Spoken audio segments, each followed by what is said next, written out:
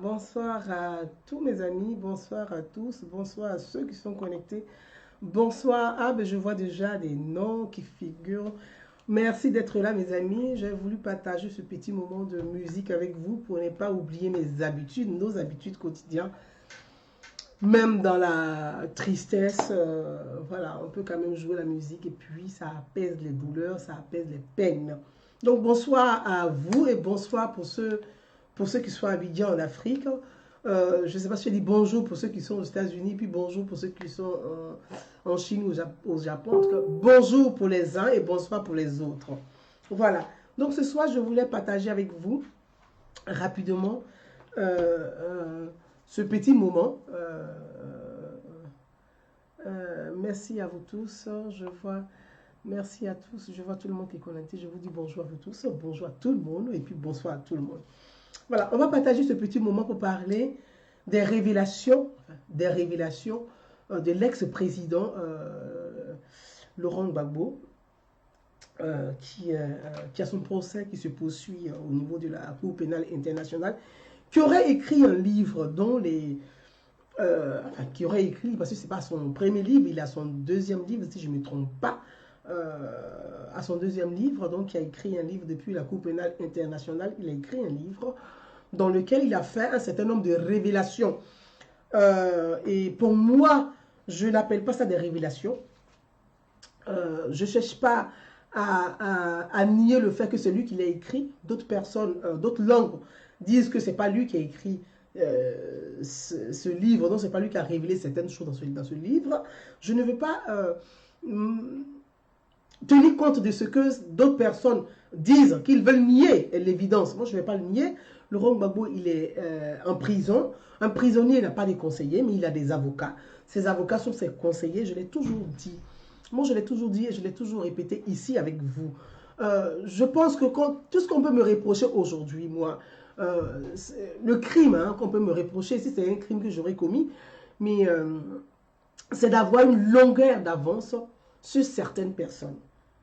Oui, je l'assume pleinement. J'ai eu une longueur d'avance sur certaines personnes. Il y a d'autres personnes aujourd'hui qui découvrent cette facette de Laurent. Moi, je ne découvre pas. Je ne découvre pas une facette de Laurent. Ça ne me surprend pas de lui. Ça ne m'étonne pas de lui. Parce que les gens suivent généralement des personnages politiques. Les gens sans vraiment comprendre qui ils sont, sans savoir qui ils sont, sans avoir l'esprit de discernement. Moi, très tôt, peut-être c'est une chance ou pas une chance, on peut m'incriminer pour cette chance d'avoir eu plutôt l'esprit de discernement et d'avoir eu plutôt raison sur eux aujourd'hui, parce que ce que je disais dans le passé en train de se révéler aujourd'hui. Tout ce que j'ai dit dans le passé en train de se révéler aujourd'hui.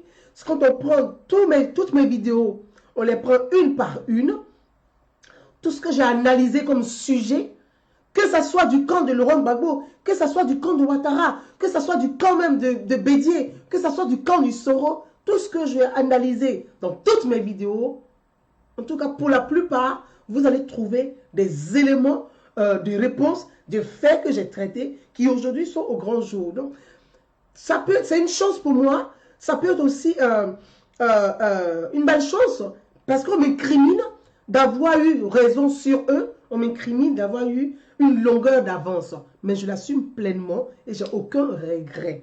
Voilà, j'aime réfléchir, je ne dis pas que je suis la plus intelligente, mais j'aime beaucoup réfléchir.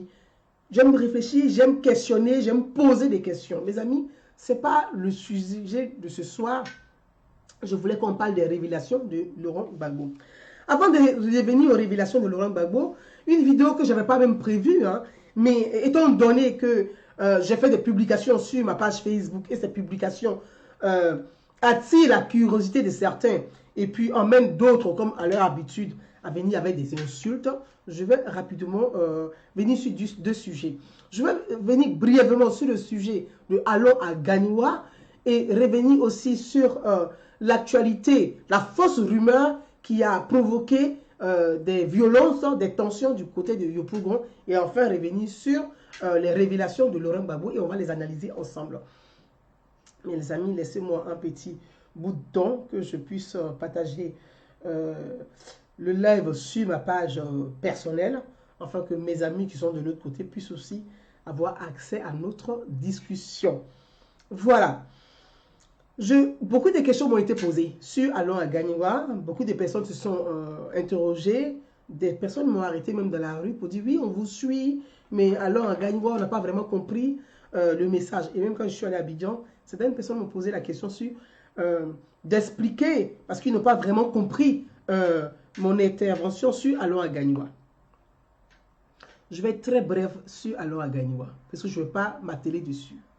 Mes amis, je dis, à Gagnoua, il n'y a rien à Gagnoua. Je l'ai dit et je l'assume. Qu'est-ce qu'il y a à Gagnoua? C'est chez qui à Gagnoua? Je l'assume. Et je pose la question, je l'assume. Pour faire un brin d'humour, je vais même dire, il y a une chanson qui circule en ce moment, où l'auteur de la chanson dit, mais on va aller à Gagnoua, on va monter dans les cars des Djoula pour aller à Gagnoua. Donc, je vais dire à l'auteur de la chanson, les droits d'auteur, là, qui me les reverse. Parce que c'est une chanson que j'ai presque écrite pour lui. Mais c'est pour faire un clin d'œil à l'artiste qui a composé cette chanson. À Gagnoua, là, il y a qui là-bas? C'est pour ça que j'ai posé la question, j'ai dit, c'est chez Sila à Gagnoua. Quand on dit les Woody de Woody, là, c'est ceux qui détiennent le pouvoir économique. Quand on dit Woody, là, c'est celui qui a la force économique. À Gagnoua, là, qui a la force économique à Gagnoua? Donc les vrais Woody, les autres, les Sila.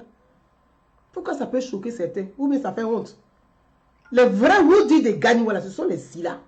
Parce que c'est pour eux le pouvoir économique à Gagnoua. Presque toute la ville de Gagnoua appartient aux Sila. Même le BT qui est à Gagnoua, là, il loue une maison de Djoula. Donc c'est chez toi là-bas. Tu es locataire. Gagnoua, là, les BT sont locataires à Gagnoua. Ils louent maison. Dans leur propre Gagnoua, eux-mêmes louent maison. C'est chez eux. Ça là, quand on dit, c'est fâche. Ne vous fâchez pas. C'est une réalité. Oui, comme on dit Djoula, Djoula. Mais Djoula, ça ne veut rien dire.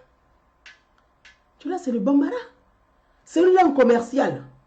Mais Gagnoua appartient au Malinké. Les commerçants à Gagnoua, c'est pour qui? Qui sont les commerçants à Gagnoua? Ce sont les Malinqués, ce sont les Sila. Donc l'économie de Gagnoua appartient aux Sila. Et tu dis, allons à Gagnoua, chez nous à Gagnoua. Toi-même, tu loues maison dans ton propre chez toi. Ce n'est pas chez toi, tu es un locataire. Tu n'es pas propriétaire à Gagnoua, tu es locataire. Prenez tous les habitants de Gagnoua là. Il y a combien de locataires et il y a combien de propriétaires? Qui sont les propriétaires des maisons à Gagnoua? Ce sont les Sila. Donc c'est chez eux. Ça là, je dis, comme c'est Naounou Bouza qui a dit ça là, on dit c'est injuste. Ce n'est pas injuste, c'est une réalité. Si ça te fait trop mal là, il faut être propriétaire, puis on va voir. Si tu es trop fâché, il faut être propriétaire. Mais là n'est pas la question. Je trouvais que c'est une chanson qui appelle à l'excitation. C'est une chanson qui va pousser les gens à l'affrontement. Et ça, je l'avais dit. Quand ils ont chanté Allah en Gagnoua, j'ai dénoncé ça. J'ai dit attention. Quand on a eu un pays qui vient de sortir des crises, où les fractures sociales sont encore là, un pays où les tensions, les poches sont encore là, faisons attention à ce qu'on chante.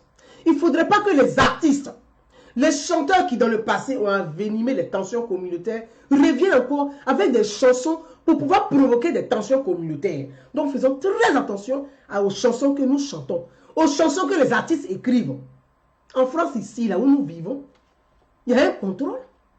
Est-ce qu'un artiste peut chanter la xénophobie en France et puis il va passer comme ça facilement dans les médias français? Est-ce qu'un artiste peut chanter le racisme? Il peut chanter la haine des Noirs en France et il va passer comme ça et on va l'applaudir? Non. Il y a un contrôle. Parce que le vivre ensemble, là, la cohésion sociale, là, ça se contrôle. Il y a des règles, il y a des règles, il y a des lois qui protègent le vivre ensemble. Donc ces lois-là, nous devons faire la promotion de ces lois. Nous devons faire la promotion de ces règles de vie. On dit règles de vie. Donc, nous devons faire la promotion des règles de vie. C'est ce qu'on appelle le devoir de citoyenneté. Donc, moi, j'ai essayé d'attirer, dit, attention, attention, dans le passé, ce genre de chansons ont créé des tensions. Donc, attention à ce qu'on écrit et à ce qu'on chante. La Côte d'Ivoire n'a plus besoin des chanteurs qui mettent de l'huile entre les communautés et qui mettent le feu entre les communautés. La Côte d'Ivoire n'a plus besoin de ça. Et ça a créé Une incompréhension. Je ne l'appelle pas une incompréhension, mais je pense que c'est de la mauvaise foi. Parce que les gens savent très bien de quoi il s'agit, mais ils font semblant de ne pas savoir. C'est de la mauvaise foi. Et je vais en terminer sur Alon Aganiwa. Vous qui criez Alon Aganiwa, Gouza a dit Alon Aganiwa. C'est vous les mêmes là. C'est vous les mêmes. C'est vous les mêmes. C'est vous les mêmes qui avez envenimé les tensions communautaires. Quand la guerre s'est passée en Côte d'Ivoire, quand à l'ouest de la Côte d'Ivoire, notamment à Djokwe, à Bangolo, à Gayebli, à Bololeke, à tout le Pleu, dans le Guémon et le Cavali, quand les jeunes Oued ont été facilement manipulés et ils sont montés au front, se battaient pour dire on va préserver le pouvoir des Gbagbo. C'est à vous que je m'adresse. Là, je m'adresse à vous ce soir. Vous qui parlez, vous avez dit Alon Aganiwa, pourquoi vous avez crié la chanson là, elle est dansante. Mais je vous dis, je vous emmerde avec votre chanson dansante. Parce que vous là, quand les rebelles arrivaient à Aganiwa, vous devez applaudir les rebelles comme ça. À Aganiwa, il n'y a rien là-bas, c'est chez les Silla. À Aganiwa, on a vu. Vous avez applaudi les rebelles comme ça à Aganiwa. Donc il y a quoi là-bas? Est-ce que c'est chez vous? Il y a quoi à Aganiwa? Il y a quoi à Aganiwa? Vous avez de nos poulets, moutons. Vous êtes de peureux à Aganiwa, oui. Vous êtes de peureux à Aganiwa. Quand les jeunes Ouest se battaient, ils étaient au front. Ils donnaient la poitrine pour préserver le pouvoir de Gbagbo au plateau là. Vous avez applaudi les rebelles. Ils sont passés en 30 minutes à Aganiwa pour aller chasser votre fils, sortir du trou comme un trou à rat. Vous avez fait quoi à Aganiwa? Vous avez protégé Gbagbo. Vous avez donné votre poitrine à Aganiwa. On vous a vu, hein. On vous a vu, hein. Vous êtes pleureux à Aganiwa, je l'assume. Vous étiez où? C'est pour venir faire la comédie des deux chansons en 2 balles à nous à Aganiwa, chez Gbagbo à Aganiwa. Est-ce que Aganiwa c'est chez Gbagbo? Est-ce que Aganiwa c'est chez Gbagbo? Comme on parle de Gbagbo aujourd'hui là. Est-ce que Aganiwa c'est chez Gbagbo? On vous a vu. On vous a vu. Rebelle est passé en 2 minutes. Vous avez applaudi. Vous avez donné riz. Vous avez donné mouton. Vous avez donné poulet. Ils sont passés comme ça, comme dans un tunnel, sans difficulté. Ils sont arrivés à Abidjan. Ils ont chassé Gbagbo. Ils ont sorti des trous comme un rat. Vous allez venir chanter chanson à Aganiwa chez Gbagbo. Est-ce que Aganiwa c'est chez Gbagbo? On vous a vu. Donc votre allant à Aganiwa là, ce n'est pas chez vous, c'est chez Silla. Les vrais garçons de Aganiwa sont des Silla. Et je l'assume, je le dis. C'est trop fâché là. Allez-y construire Aganiwa. Puis ne soyez plus des locataires à Aganiwa. Là, on sait que vous êtes fâchés à Aganiwa. Je vais m'arrêter sur ça. Parce que les questions m'ont été posées. C'est là que je réponds. Depuis, je n'ai pas pu répondre à... Je ne réponds même pas. Je n'ai pas pu donner votre explication. Quand vous voulez explication là, je n'ai pas eu le temps de vous donner l'explication. Puis je suis parti à Abidjan. On vous a vu? Pendant 10 ans, les jeunes ouais là, ils étaient assis. Ils ont fait barrage. Ils ont donné leur poitrine. On dit Gbagbo va rester au plateau. On arrive à Aganiwa, c'est vous rentrez dans les trous, là, cachés. Vous avez applaudi les grébés. Vous dites, Gbagbo, allez-y l'attraper. Il est habité là-bas, nous on n'est pas dedans. Quand vous venez faire la plaisanterie, là, vous allez venir chanter à l'eau en Aganiwa. C'est chez vous là-bas. Est-ce que Aganiwa c'est chez Gbagbo? C'est chez Gbagbo? Est-ce que Aganiwa c'est chez lui? Je vais vous rappeler que chaque jour, je vais vous rappeler que Aganiwa là, chez ces Silla, c'est pas chez Gbagbo. Je vais vous rappeler ça tous les jours, ça va bien vous faire mal. Je vais vous rappeler ça tous les jours. Les gens sont passés comme ça, fup. On n'a pas vu garçon qui a arrêté rebelle à gagner, on n'a pas vu ça. On n'a pas vu Woody, donc les vrais Woody, les sont les Silla. Point à la ligne. Si vous êtes trop fâché, là, ne prenez plus le cas pour partir à Aganiwa. Louez votre car, mettez votre transport en place. Là, on va voir qu'il y a garçon à Aganiwa aussi. À part les Silla. Les vrais Woody, là, des Aganiwa, là, c'est les Silla. Mes amis, je m'arrête sur ça. Et continuons notre entretien. Donc, on va revenir rapidement sur les déclarations de l'ex-président, M. Laurent Gbagbo, qui aurait fait des publications, des révélations, c'est ce que les gens disent.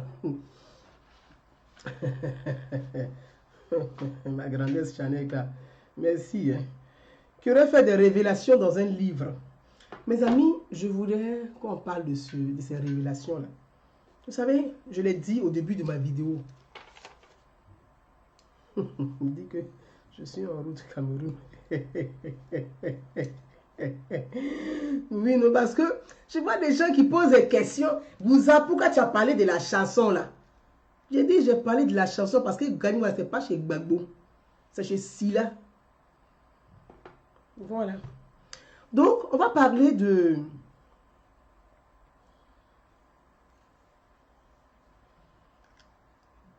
Je me dis, madame, bonsoir madame, je voulais savoir, ils ont dû noter d'avoir été libérés. Est-ce que tu peux m'expliquer quelque chose dedans? Je n'arrive pas à comprendre. Gbagbo n'a pas été libéré. Voilà. Il y a une question qui m'est posée tout de suite, donc je vais essayer de répondre. Gbagbo n'est pas libéré. Voilà. Il y a un procès qui est en cours.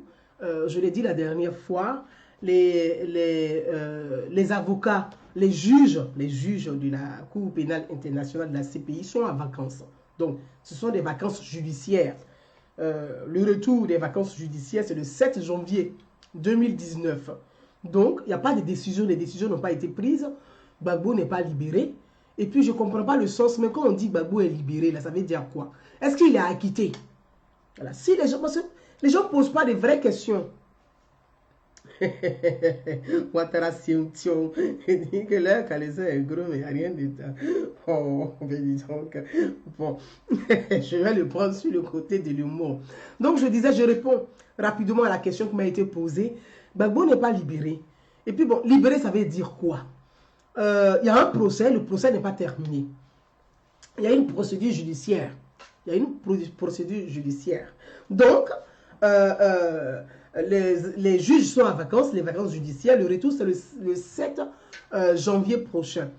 Après, il y a une mauvaise information. Est-ce que ça a été calculé? Est-ce que ça n'a pas été calculé? Est-ce que c'était une... Franchement, ce que je peux vous dire, il n'est pas acquitté, il n'est pas libéré, il n'est pas encore condamné. Voilà, donc le procès il est en cours, le procès n'est pas terminé. Effectivement que Gbagbo il a des problèmes de santé. Voilà. Il ne faut pas que les gens le cachent. Parce que vous voyez, les gens cachent des choses et puis après, quand ça sort, on discute. Gbagbo, il a des problèmes de santé. Où il doit faire des soins, comme de la chimio. Voilà. Gbagbo, on sait qu'il a la prostate. Excusez-moi, mais c'est une réalité. Maintenant, les avocats essaient de poser le cas de sa santé. La prostate, c'est un cancer. Ça se soigne par la chimiothérapie. Est-ce que la chimiothérapie, elle va être intraveineuse? Est-ce qu'elle va être par comprimé? C'est à son médecin de définir. Donc, les avocats de Gbagbo disent, bon, étant donné qu'il est en prison, son état de santé, il a besoin de soins, ils essaient d'évaluer. Eux, ils souhaiteraient que Gbagbo continue sa peine de prison. C'est-à-dire, il est poursuivi sur le plan judiciaire, la peine n'est pas encore prononcée, mais on les garde en détention. Mais les avocats souhaiteraient que Gbagbo continue sa détention pour des raisons de santé à l'extérieur de la prison, c'est-à-dire en résidence surveillée. En résidence surveillée. Donc, il ne sera pas incassé, il ne sera pas dans une prison à la CPI, il va être en résidence surveillée, mais les conditions des résidences se posent, c'est-à-dire, il faut respecter les conditions. Il est en résidence surveillée, il n'aura pas d'attroupement devant la résidence surveillée, il n'aura pas de visite comme ça, ses coups de téléphone, il doit passer par les règles qui sont strictes. Donc il y a des règles strictes qui sont là. Pour l'instant, les juges n'ont pas encore donné leur décision. Ils vont évaluer avec des médecins, avec des experts, est-ce que son cas de santé nécessite d'être en résidence surveillée ou pas. Et les juges vont décider après. Maintenant que les gens racontent des fausses rumeurs, moi ça ne va pas dans le sens même, je veux dire, de l'acceptation, soit on dit liberté provisoire. On n'accorde pas une liberté provisoire à un prisonnier sans peine. C'est-à-dire que sans décision, il faudra une peine de prison. C'est quand tu as la peine de prison, là, quand on dit, on te condamne, quand quelqu'un est condamné, c'est en ce moment-là, on demande une liberté provisoire. Et si vous vous souvenez, depuis très longtemps, au début de mes vidéos, j'ai dit, si j'étais les avocats de Gbagbo, j'aurais dû plaider coupable depuis le début. Dit, Laurent Gbagbo a été président de la République de Côte d'Ivoire. Donc, sous son mandat, ces 2 mandats, il y a eu des émeutes, il y a eu une guerre civile, il y a eu une guerre militaire, tout ce qu'on peut dire, mais il y a eu des morts en Côte d'Ivoire. Je ne dis pas pour autant que Gbagbo est sorti du palais pour aller tuer les gens. Mais c'est sa responsabilité engagée. Quand on est président de la République, qu'on prête serment, c'est de protéger les hommes et les biens. Étant donné que sa responsabilité de chef de l'État est engagée, Gbagbo aurait dû plaider coupable pour dire en tant que responsable politique, j'ai été président de la République. Une partie des Ivoiriens m'ont fait confiance. Mais je n'ai pas été à la hauteur de cette confiance. Une partie de mes militants a été... beaucoup de jeunes de mon propre camp sont morts. Pas ma responsabilité parce que je n'ai pas pu les protéger. Je plaide coupable pour ma responsabilité. Depuis très longtemps, on aurait accordé la liberté provisoire à Gbagbo. Et ça, je l'ai dit ici sur ma même page Facebook. Mais vous savez, il y a tellement des gens stupides. Ce n'est pas une insulte, mais c'est la mentalité qui est stupide. Il y a des gens qui sont venus dire, oui, Bouza, pourquoi tu veux que Gbagbo plaide coupable, il n'a rien fait. Mais Gbagbo, il a été président de la République, oui ou non? Oui. Est-ce que sur son mandat, les gens sont morts? Oui. Il est responsable politique. Il est président de la République. Donc, sous sa gouvernance, il y a eu du sang qui a été coulé. Quelque part, il a directement ou indirectement, il a une part de responsabilité en tant que président de la République. Il aurait dû plaider coupable. Dire, je reconnais que sur mon mandat, des gens sont morts. Je n'ai pas tué les gens qui sont morts, mais je reconnais que les gens sont morts. Oui, je fais la guerre avec une rébellion. Il devait dire, pour ma responsabilité de président de la République, je plaide coupable, je reconnais ma responsabilité. Depuis très longtemps, là, Gbagbo avait la liberté provisoire. Mais comme les gens sont tellement émotionnels, ils pensent que de la manière ils réfléchissent, quand ils mangent, ils rient, là, c'est comme ça la vie est là. Mais on est dans 7 ans aujourd'hui. Est-ce qu'il a eu liberté provisoire? Non. Donc aujourd'hui, on est dans ce débat-là. Mais moi, je ne vais pas m'étaler sur ce débat de procédure judiciaire. Ce que je peux dire pour répondre à la personne qui m'a posé la question, je ne sais pas si j'ai répondu à votre question, vous me direz que, effectivement, Laurent Gbagbo est encore en détention. Les juges reviennent après les vacances judiciaires le 7 janvier et ils vont évaluer sa demande s'ils acceptent ou non. Pour l'heure, Gbagbo n'est pas libéré. Il n'est pas libéré, il n'est pas acquitté. Le procès continue, même si Gbagbo, les juges acceptent pour son état de santé de le placer en résidence surveillée, le procès continue. Le procès continue, le procès n'est pas terminé. Gbagbo n'est pas acquitté. Le jour que vous attendez de la bouche des juges, acquitté, en ce moment, dit, ah, on va danser, Gbagbo est acquitté. Mais le monsieur n'est pas acquitté, vous dansez. Et je vais rebondir sur ce comportement qu'il y a eu à Yopougon. Voyez, quand on est responsable politique, on a une responsabilité vis-à-vis de la République. Quand on est responsable politique, on a une responsabilité vis-à-vis des citoyens. Même qu'ils soient vos militants ou pas, vous avez une responsabilité. Parce que si vous endoctrinez vos militants à aller agresser d'autres citoyens, c'est un crime. C'est un crime. Parce que les gens pensent qu'on dit crime contre l'humanité là dans le vide. C'est un crime. Tu as une responsabilité dans ce qui s'est passé. Donc dans ce qui s'est passé à Yopougon là, moi je demande à Madame Simone Gbagbo et à son avocat de demander pardon publiquement aux personnes qui ont été agressées à Yopougon. C'est par leur responsabilité qu'il y a eu cette tension à Yopougon. Ils ont été sur le coup très légers dans le traitement de l'information. Ils ont été très légers dans le traitement de l'information. Pour une ex-première dame, c'est quand même inquiétant. C'est très inquiétant. Vous allez m'excuser les amis. Donc je pense que il est très important que les responsables politiques de Côte d'Ivoire fassent vraiment attention dans le traitement de l'information. Les responsables politiques de Côte d'Ivoire, qu'ils soient du RDR, du RHDP, du PDCI, du FPI, de FDS, de tous les partis politiques, tout ce qui est mouvement politique, quand on dit on est responsable politique, on a une responsabilité vis-à-vis de la République. D'abord, parce que la République, c'est nous. La République, c'est les citoyens. Ils ont une responsabilité vis-à-vis de la République. On ne peut pas,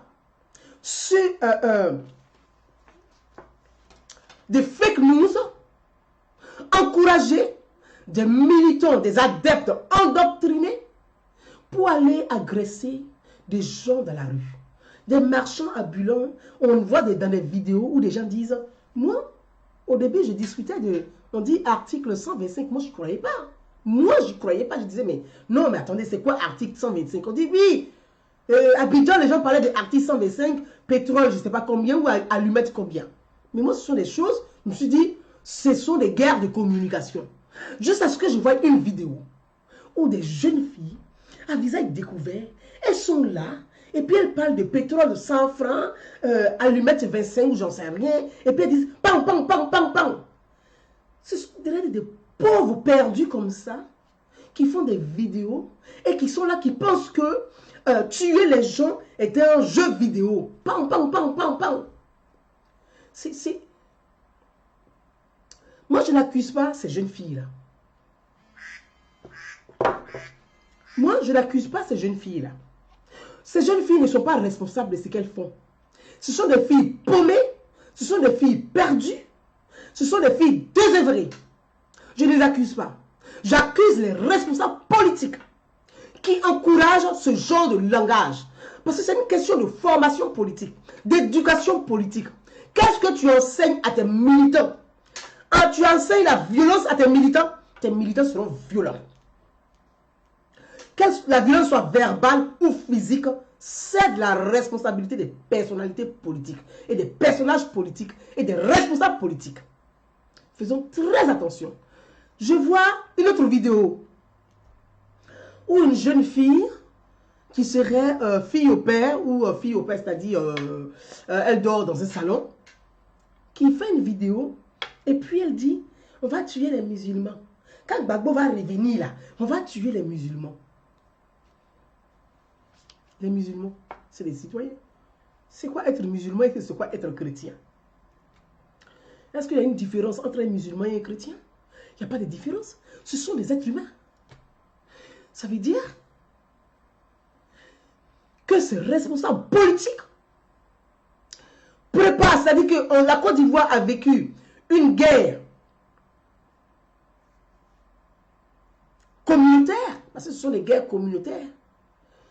Certains responsables politiques préparent une guerre religieuse. C'est très grave. C'est grave. L'éducation qu'on donne à nos enfants, l'éducation que les responsables politiques donnent à leurs militants. Tu fais une vidéo dans laquelle où tu vas tuer des musulmans. Qu'est-ce que ça veut dire? C'est déjà l'idée de penser qu'on va tuer et de prononcer qu'on va tuer est considérée comme un crime. Et ça s'appelle crime contre l'humanité. Ce sont des crimes contre l'humanité. Faire des vidéos pour dire on va tuer des musulmans, c'est très grave. Et il appartient à Simone Gbagbo et à son avocat DJ là de demander pardon publiquement. Et de demander pardon aux personnes qui ont été agressées du côté de Yopougon. Parce que c'est eux qui ont poussé cette jeunesse-là à la rue. C'est eux qui animent la haine dans le cœur de ces jeunes-là. C'est eux qui animent la vengeance dans le cœur de ces jeunes-là. Se venger de quoi et de qui? Se venger de quoi et de qui? Donc vraiment, je pense que c'est insupportable. C'est insupportable. Et c'est à nous, les citoyens, d'interpeller les autorités, d'interpeller l'État pour que la République soit respectée. Quand on a des responsables politiques de la République qui bénéficient des subventions de la République, ces responsables politiques ont un devoir vis-à-vis des citoyens. Donc, on ne peut pas nourrir des responsables politiques avec l'argent du contribuable et que ces responsables politiques, en retour, méprisent le contribuable qui fait suffisamment de sacrifices pour nourrir leur train-train politique. Il faut que ça s'arrête. Il faut que ça s'arrête. Et je vais profiter pour demander, moi, qui ne suis pour rien en tant que citoyenne, toutes les excuses à la communauté musulmane de Côte d'Ivoire. Ce qui a été dit est dégueulasse. C'est dégueulasse ce qui a été dit. Ces vidéos sont honteuses. On ne peut pas prononcer ce genre de choses. On n'a pas à tuer ni les chrétiens, ni les musulmans. On n'a plus à tuer un Ivoirien ou un amoureux de la Côte d'Ivoire. On est appelé à vivre ensemble. Donc faisons très attention à ce qu'on dit. Faisons très attention à ce qu'on dit. Quand ça ne va pas, chacun doit pouvoir s'exprimer, dire ça ne va pas. Mais ça ne veut pas dire qu'on doit aller tuer un chrétien, ou on doit aller tuer un musulman, ou on doit aller tuer un animiste, ou on doit aller tuer ceux qui vont même pas, qui pratiquent aucune religion. Les athées. On est appelé à vivre ensemble. Il y a les règles dans la République. Il y a un état de droit et l'état de droit doit se faire respecter. C'est ce que je voulais dire concernant la question de ces jeunes filles qui ont agressé les gens du côté de Yopougon. Voilà ce que je voulais dire. On va continuer avec le sujet de l'ex-président Laurent Gbagbo qui a fait des révélations dans les livres de son ami Maté ou Maté. Je sais pas si j'écorche le nom du monsieur, qu'il m'excuse, mais qui a fait des révélations dans un des livres. Mes amis, pour...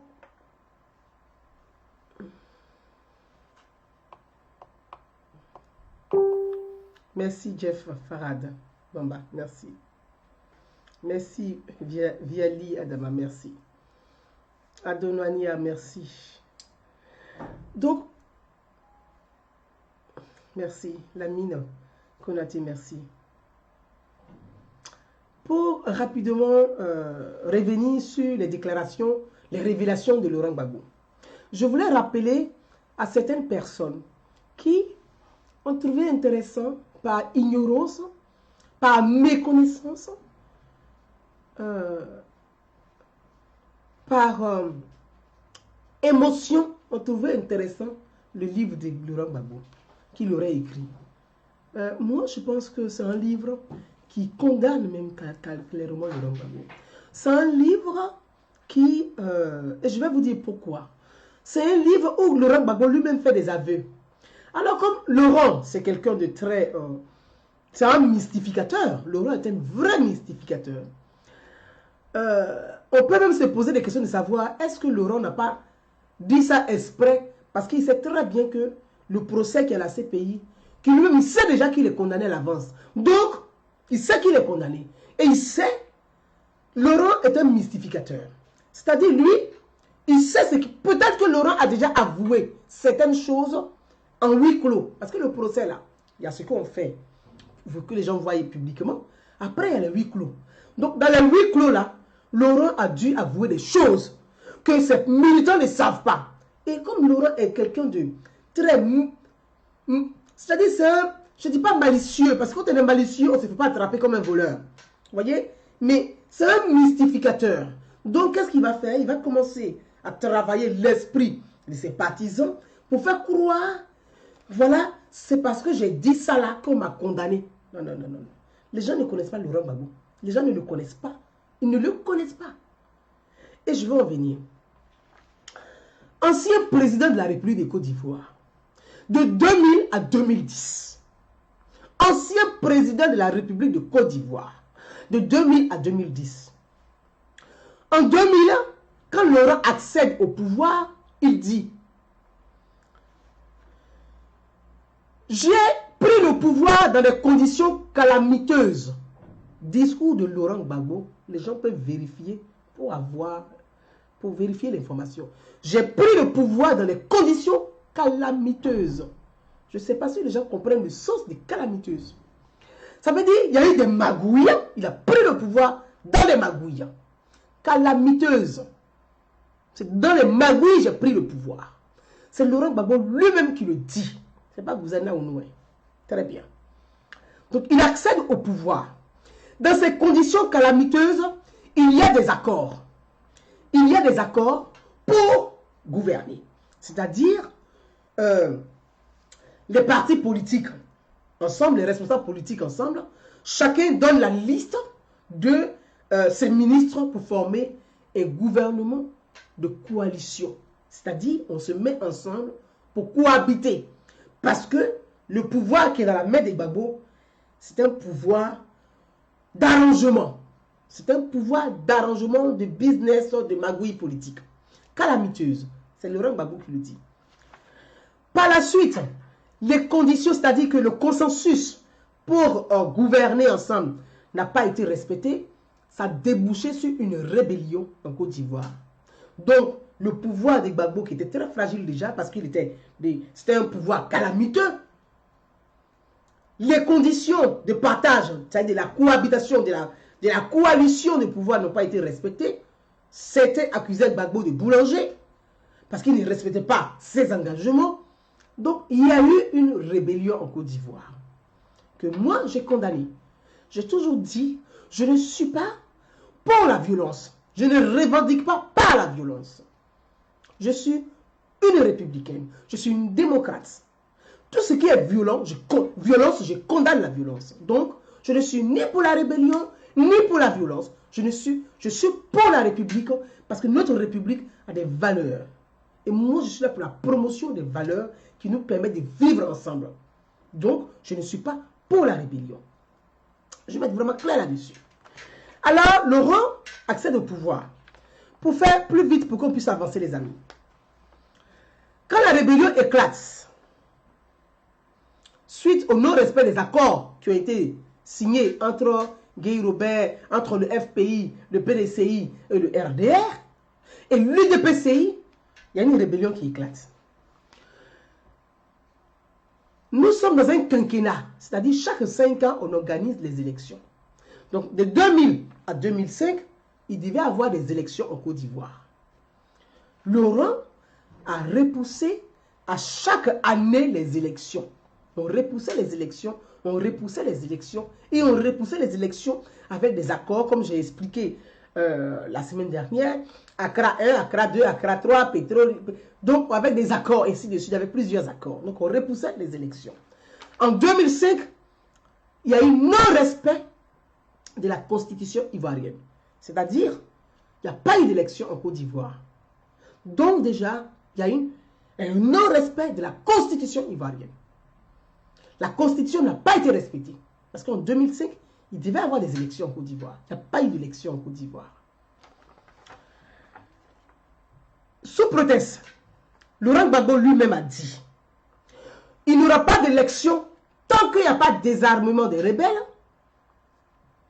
tant que les zones, comment vous appelez votre zone là, CNO, la zone CNO, la zone de contrôle nord et ouest n'est pas libérée, il n'y aura pas d'élection en Côte d'Ivoire. Voilà les deux conditions que Laurent Gbagbo a posées pour organiser les élections en Côte d'Ivoire. C'est Laurent Gbagbo lui-même qui a posé les conditions. Il dit, tant que la rébellion n'est pas désarmée, il n'organise pas les élections. Tant que les zones nord et ouest ne sont pas libérées, il n'organise pas les élections. Il est dans ce droit. Il est le garant des institutions, parce qu'il est le président de la République. C'est à lui de prendre sa décision, ou soit il est ferme sur sa décision, ou soit il n'est pas ferme sur sa décision. Mais en tout cas, en tant que responsable politique, en tant que chef de l'État, garant des institutions, un homme a une seule parole et pas 1000 paroles. Un homme a une seule parole et pas 1000 paroles. Donc, Laurent dit, je n'organise pas les élections parce que voilà mes conditions. Il a posé 2 conditions que je vous ai citées. Oui, je peux te rappeler quand... Oui, je te rappelle quand je finis. Oui. Oui. Donc, voilà comment Laurent, il n'organise pas les élections. On continue. Hein. Je ne vais pas aller plus loin. En 2010,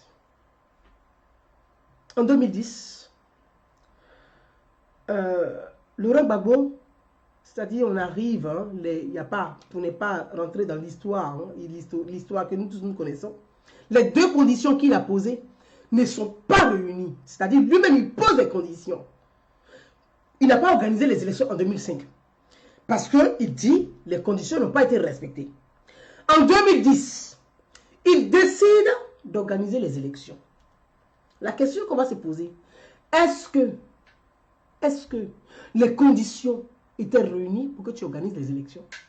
Ceux qui ont le courage de poser ces questions, posez-vous vous-même les questions et posez aussi les questions à des responsables politiques proches du Gbagbo pour dire, mais attendez, vous nous avez dit que tant que les 2 conditions ne sont pas réunies, vous n'organisez pas les élections.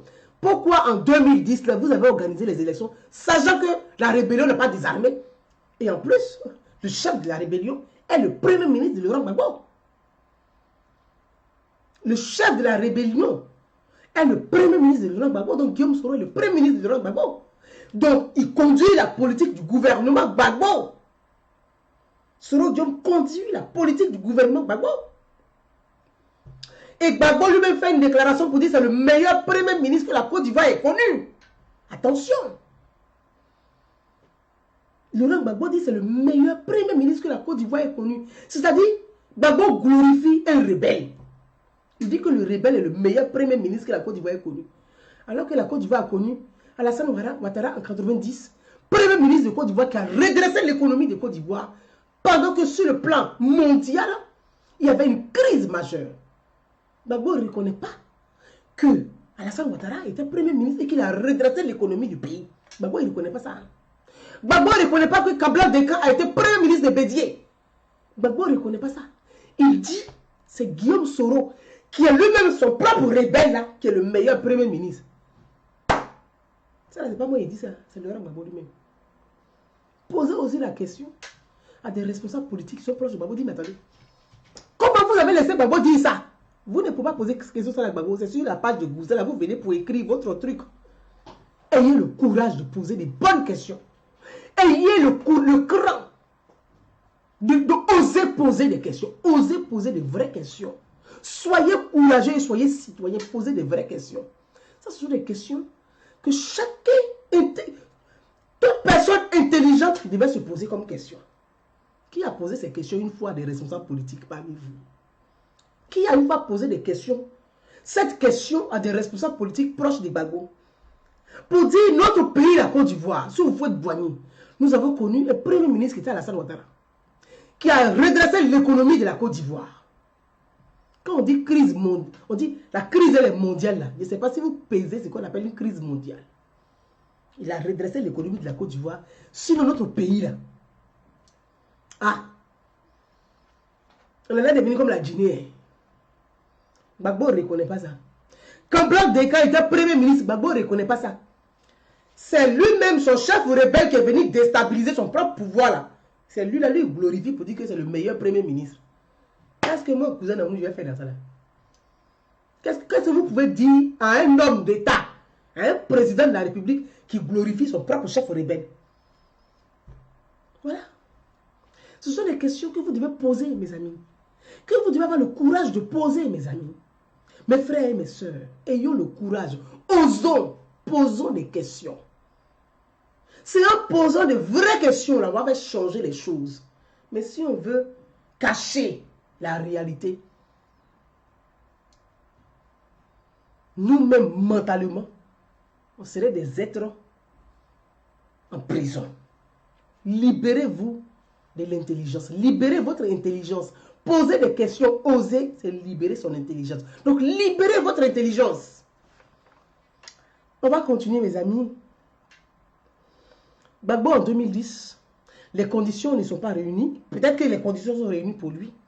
Il décide d'organiser les élections. En étant convaincu qu'il allait gagner les élections.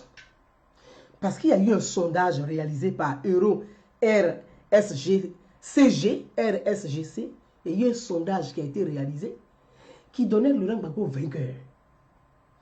Mais dans un pays, quand tu t'es enfermé sur toi-même, quand tous tes voisins autour de toi sont devenus tes ennemis, quand tu as coupé tous les ponts avec l'extérieur, tu n'as aucune information venant d'extérieur. Tu ne sais même pas ce qui se prépare à l'extérieur contre toi-même.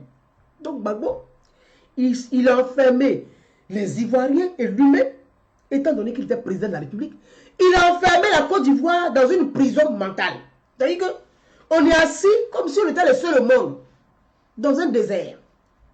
Il n'y a personne autour de nous, on est écarté du monde, on est enfermé dans une bouteille, puis on est assis au lieu en Côte d'Ivoire. Voilà ce qui s'est passé. Tu n'as plus de relation avec l'extérieur. Tu n'as aucune information avec l'extérieur. Même tes voisins à côté sont tes ennemis. Les Burkinabés sont les ennemis. Le Burkina est notre ennemi. La Guinée est notre ennemi. Puisqu'on a fait d'eux des ennemis. Quand on fait des meetings et qu'on est sur des Burkinabés, est-ce qu'ils vont être notre ami? Quand on fait des meetings, qu'on traite les Guinéens d'étrangers, est-ce qu'ils vont être notre ami? Non. Non. Quand on fait des meetings,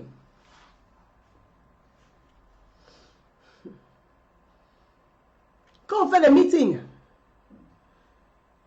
meetings et que on insulte, vous allez m'excuser un instant mes amis, quand on fait des meetings, et que on insulte le Bénin, on insulte le Mali, on traite tout le monde d'étranger, alors que notre pays, la Côte d'Ivoire, regroupe toute l'Afrique entière. Quand on dit le taux d'immigration élevé dans un pays africain, c'est en Côte d'Ivoire. Même en Côte d'Ivoire, le taux d'immigration est très élevé. Et nous, on fait des meetings pour dire que ceux qui sont chez nous sont les étrangers, ils sont les diables. Les pasteurs s'y mettent. Ce sont les démons. Mais les gens que tu as accueillis sur ton sol, tu dis que ce sont les démons. Tu penses que les pays voisins où ils sont quittés, là, ils vont être tes amis. Eux aussi sont les démons.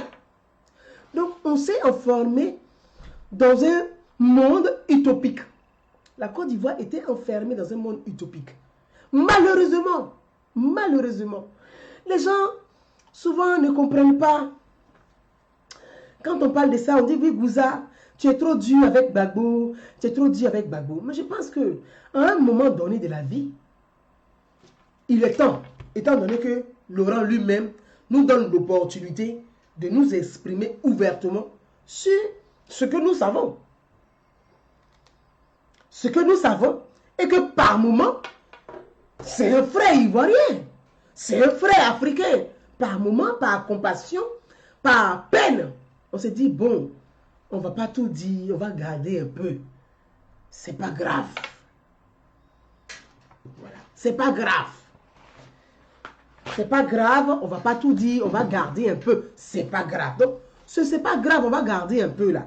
Comme Laurent lui-même a décidé d'écrire livre pour mettre dedans, on va parler aussi, un peu aussi. Voilà. Voyez, donc on arrive à ce sentiment, mes amis. Laurent décide d'organiser les élections, sachant que les conditions n'étaient pas remplies. Mais comme le sondage qui a été fait à l'extérieur, on dit, je vous ai dit, réalisé par Euro RSCG. Vous allez dans Google, vous tapez, ce sont des instituts de sondage, Euro, comme l'Europe, comme euro, la monnaie euro, RSCG. Toi, tu dis que, oh, l'Union africaine, oh, l'Union européenne. Mais tu fais meeting pour dire, oh, l'Union européenne. Et toi, tu commandes le sondage dans la main de l'Union européenne, dans Europe. Tu voulais aboutir à quel sondage? C'est ça pourquoi. Posez ces questions à Laurent. Pardonnez. Il faut qu'il parte le voir là. Pardonnez, posez-lui aussi souvent des questions. Peut-être que ça va l'aider. Posez aussi ces questions à Laurent. Dites à Laurent, Laurent, tu as fait meeting. Tu dis que l'Europe, ce sont les colonisateurs, ce sont les impérialistes, tout ce que tu dis. Mais comment se fait que là, tu commandes sondage chez eux? Et puis c'est eux qui font sondage, et puis ils disent que tu vas gagner. Et puis toi, les conditions qui ne t'ont pas réunies, tu acceptes de faire organiser les élections avec sondage qui vient d'Europe. Alors que tu as coupé tout le poids avec eux, tu n'as aucune information. Et puis, il passe par sa deuxième épouse, Nadia Nabamba, avec son premier ministre Guillaume Soro. Et puis ils vont commander le sondage. C'est Dieu, mes chefs rebelles. C'est lui qui t'a attaqué. C'est lui qui a déstabilisé ton pouvoir. Tu as fait de lui premier ministre. Tu lui as donné tous les droits. Maintenant, tu lui donnes le moyen d'aller faire sondage pour venir te donner. Tu voulais qu'il t'apporte quel sondage? Que tu vas perdre les élections? Non. Le but, c'est que tu organises des élections. Donc on dit tu vas gagner. Ah. Le but, c'est que tu organises. Depuis 2005, là, tu n'as pas organisé l'élection. Donc, on est prêt que tu organises les élections. Donc, on te dit, tu vas gagner. Donc, Laurent est parti à accepter d'organiser les élections, croyant qu'il allait gagner. Dans sa tête, il pensait qu'il allait gagner. Donc, il a organisé les élections sur des je vais gagner. On m'a dit, sondage dit que je vais gagner, donc je vais gagner. C'est le sondage qui vote. Est-ce que c'est le sondage qui vote? On dit institut de sondage. Vous savez comment on réalise les sondages? Vous savez comment on réalise les sondages? Les sondages sont orientés. C'est orienté. Les sondages, c'est orienté. En fonction de l'objectif à atteindre, on oriente les sondages. Donc, l'objectif là, c'est que tu organises les élections. Donc, ce sondage est orienté. C'est que toi-même, tu as payé et puis on t'a tapé d'eau.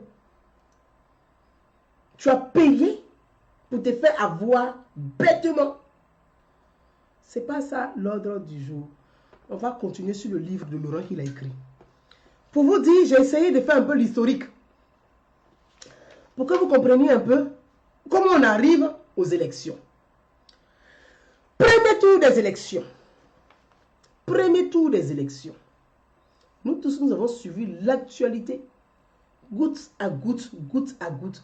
Il n'y a pas quelqu'un qui dit qu'il n'a pas suivi l'actualité en Côte d'Ivoire. Premier tour des élections. Le premier tour sort. Le premier tour a eu lieu en octobre, le 31 octobre 2010. Chacun peut aller vérifier. 31 octobre 2010, il y a eu le premier tour des élections. Élection, Gbagbo est en tête à 38%. Suivi d'Alassane Ouattara à 32%. Et Henri Konan Bédié à 25%. C'est ce que les résultats provisoires ont donné au premier tour des élections. Les résultats provisoires au premier tour des élections, je dis provisoires, au premier tour des élections donnent Laurent Gbagbo 38%, Alassane Ouattara 32%, Henri Konan Bédié 25%. Ce sont les résultats provisoires qui ne sont pas les résultats définitifs. Mais si vous vous souvenez, les amis, vous qui me suivez, le président de la commission électorale était M. Mambé Mambré, le président, j'écorche tout le temps son nom, M. Mambé, je pense que c'est plus simple pour moi, M. Mambé qui était le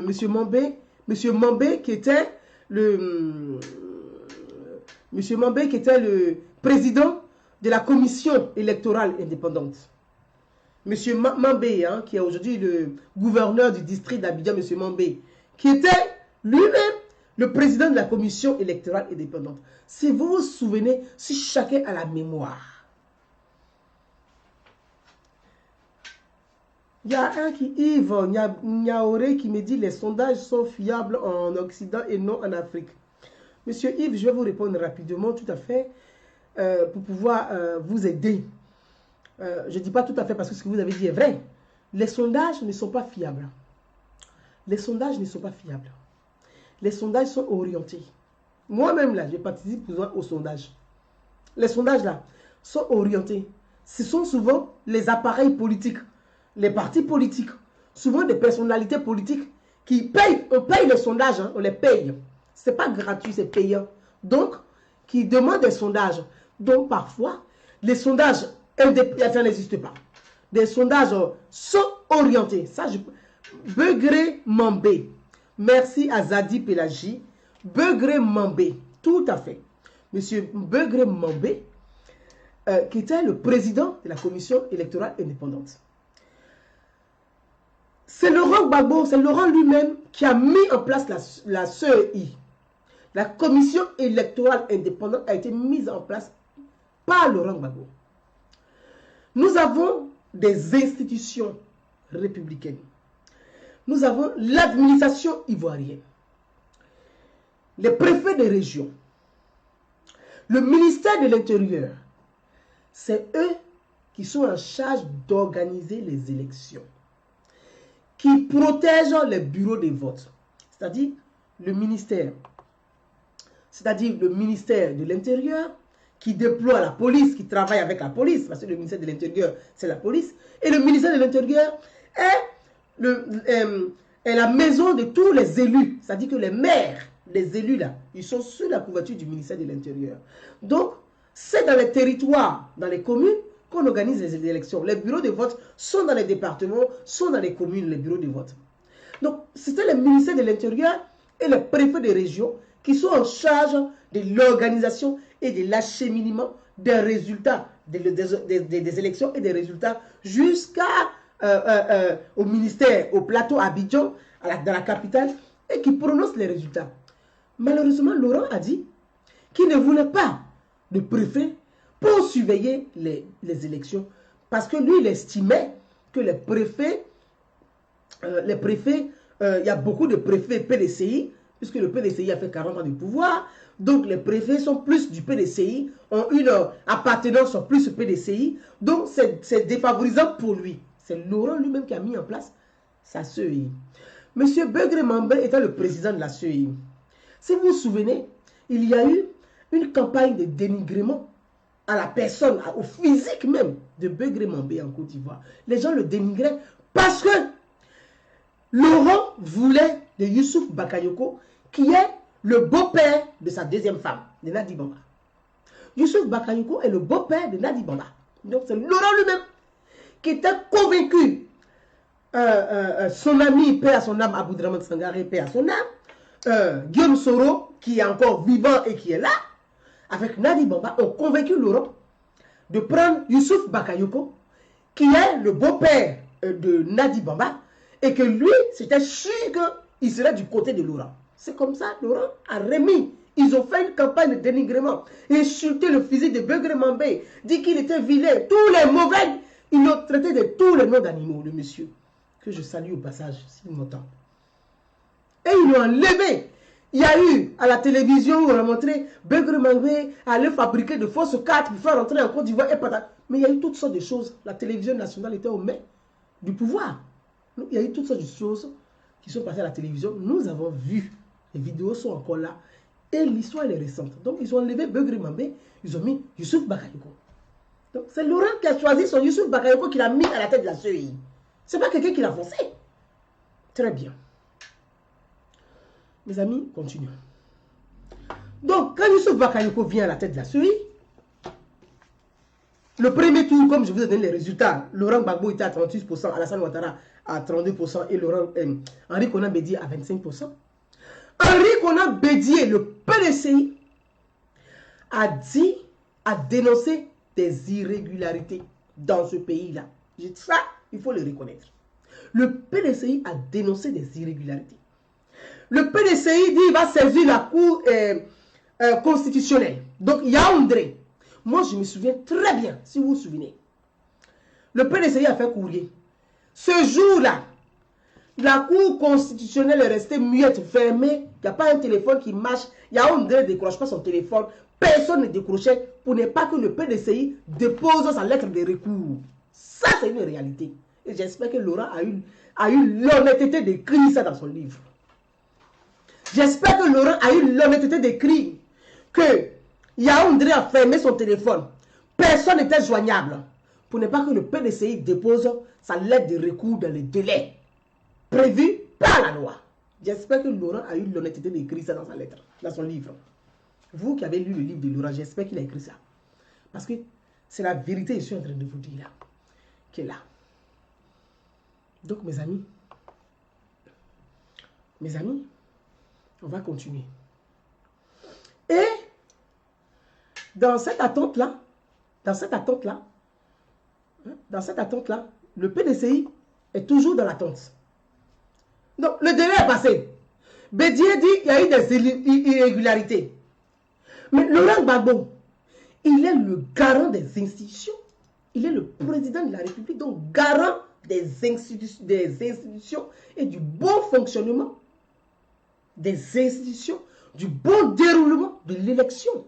Parce que non seulement il est garant, il est le président sortant et il est lui-même candidat à cette élection. Le premier ministre qui conduit, Guillaume Soro, qui conduit, qui supervise et qui gérait le ministère de la Défense, donc Guillaume Soro, qui devait garantir le bon déroulement des élections. Qu'est-ce que Guillaume Soro et puis Gbagbo ont fait en ce moment-là? Est-ce que Guillaume Soro et puis Gbagbo ont dénoncé eux-mêmes qui sont garants des institutions là? Est-ce qu'ils ont dénoncé les irrégularités du premier tour? Mes amis, posez cette question. Osez poser la question. Libérez votre intelligence et posez ces questions-là. Les gens qui se disent, ils sont fanatiques, ils sont adeptes du gourou, là. Posez-leur la question. Le premier tour, là, est-ce que Gbagbo Laurent, il est lui-même garant des institutions? Il est président sortant. Et c'est lui qui organise. Il avait son premier ministre Guillaume Soro. Est-ce qu'eux-mêmes, ils ont dénoncé les irrégularités du premier tour? Est-ce qu'ils ont dénoncé cela? Ils n'ont pas fait. Si vous vous souvenez, moi je vais vous rafraîchir la mémoire. Quand Bédié a appelé Laurent Gbagbo pour dire, il y a eu des irrégularités dans le nord. Il y a eu des irrégularités. Gbagbo a dit à Bédié, il a ricané et puis c'est-à-dire avec un rire, il a ricané pour dire, mais le vieux Bédié, il faut respecter la démocratie, hein? C'est ça la démocratie. Ah Bédié, toi aussi grand frère, il faut respecter les urnes. Ça c'était Laurent Gbagbo. Gbagbo là, ce qu'il a dit à Bédié quand Bédié l'a appelé pour dire Laurent, il y a eu des irrégularités là. Est-ce que Gbagbo a écrit ça dans son livre? Ce qu'il a donné comme réponse à Bédié là. Est-ce qu'il a mis ça dans son livre là? Le livre, vous dites que Gbagbo a écrit là. Est-ce qu'il a mis ça dedans? Il a dit à Bédié, Bédié n'a qu'à respecter la démocratie. Il n'a qu'à respecter la voix des urnes. C'est ce qu'il a dit à Bédié. Donc, la voix des urnes là. Gbagbo savait comme le premier tour c'était favorable à lui. Le premier tour était favorable à lui là. Il a dit, les autres n'ont qu'à respecter les unes parce que c'est favorable à lui le premier tour. Mais c'est que Laurent Gbagbo a oublié là. C'est pas parce que le premier tour est favorable que tu vas gagner le deuxième tour. C'est là qu'il n'a pas travaillé. C'est pas parce que le premier tour est favorable à toi que tu gagnes le deuxième tour. Mes amis, c'est ce que Laurent a oublié. C'est au deuxième tour, tout se joue. C'est pas au premier tour. 38%, tu pèses combien? Tu pèses même pas la moitié. 38%, c'est lui-même qui a annoncé. 38%, tu pèses même pas la moitié. Les 38% là, ce n'est pas que le FPI, c'est LMP. N'oubliez pas ça. Les 38% là, c'est LMP. N'oubliez pas ça. C'est pas que le FPI, c'est LMP. LMP là. C'est les petits mouvements qui se sont accrochés à Gbagbo. Mais au deuxième tour, là, qui a fait alliance et puis qui est rentré dans RHDP? Qui a fait alliance? Qui a fait alliance au deuxième tour? Une élection ne se gagne pas au premier tour. Une élection se gagne au deuxième tour, pas au premier tour. Nous sommes à une élection à 2 tours. On n'est pas comme le Cameroun, on fait un seul tour. Tu as fini de faire un tour, tu es premier, tu as gagné, terminé. Mais la Côte d'Ivoire, c'est 2 tours. Mais Laurent, il ne connaît pas les institutions de ce pays. Il ne connaît pas les institutions, il ne sait pas comment ça fonctionne. Le pays où il a dirigé pendant 10 ans, il ne sait pas comment ça fonctionne les élections. Donc, parce que l'élection, le premier tour était favorable à lui, il pensait que tout était gagné. Mais non. Mes amis, prenez votre calculatrice. LMP, ça veut dire que Gbagbo là, ses ressources même, son électorat là, ça se limite à 38%. Point. Il n'y a pas augmenté, il n'y a pas moins. Il a gagné où? Ça se limite à 38%. Ça c'est LMP. Donc si on veut dire FPI seulement là, FPI ne fait pas 38%. FPI ne fait pas 38%. Il n'y a que LMP. Donc c'est les mouvements accrochés. Donc quand tu regardes ça, le deuxième tour, si tu n'as pas d'alliance, tu n'as pas d'allié avec le PDCI ou avec le RDR, mon ami, tu perds les élections. Tu perds. C'est clair et net, tu perds les élections. C'est tout. Donc au deuxième tour des élections, le RDR et le PDCI font une alliance. Toi, les deux grands partis ont fait alliance. Toi, tu étais 38% là, tu peux dépasser les deux? Non. Est-ce que tes 38%, tu peux dépasser les deux? Soyons avec du recul là. Ayons le courage d'oser ouvrir et dire la vérité devant Dieu et les hommes. Nous sommes sur la terre que Dieu a créée. Quand on prie là, c'est pour dire la vérité. On ne prie pas pour mentir. Aujourd'hui là, Avec le temps là, sortez un peu de l'émotion et posez, ouvrez les yeux et posez les vraies questions. Osons poser les vraies questions. Depuis, on était dans l'émotion, on criait, oh, mais aujourd'hui là, on ne va pas continuer à faire amusement ça là. On ne peut pas. On ne peut pas s'amuser à jouer à ce jeu là, on ne peut plus. On ne peut pas s'amuser à ce jeu là. Comme Laurent lui-même a écrit livre, donc on va continuer dans son livre.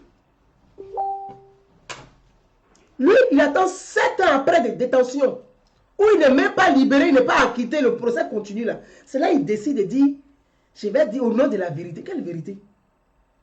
Au nom de la vérité, tu vas assumer ce que tu as fait dans le pays là. Tu vas assumer ça.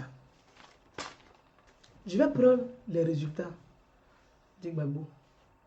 Selon Laurent Gbagbo dans son livre, il dit une chose. Laurent Gbagbo dit que Bédié était au 2e tour des élections. Ça, c'est encore grave. Ce qu'il a dit là dans le livre. Là même, c'est la totale même. Là, il a gâté tout.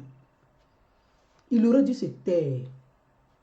Il aurait dû se taire. Parce qu'un ancien président qui s'est accroché au pouvoir, où il y a eu des affrontements entre deux partis, où il y a eu des morts, ce qu'il a dit là, on ne dit pas ça. On ne dit pas. Ce qu'il a dit, on ne dit pas. Un ancien président ne dit pas ce qu'il a dit là. Ça le condamne lui-même. C'est-à-dire c'est un aveu. Ce qu'il a dit là, c'est un aveu. Quand j'entends des gens qui disent Bagouad, mais c'est un aveu. C'est irresponsable de sa part. C'est irresponsable de sa part. Ce qu'il a dit. Comment vous raisonnez? Comment vous réfléchissez? Un ancien président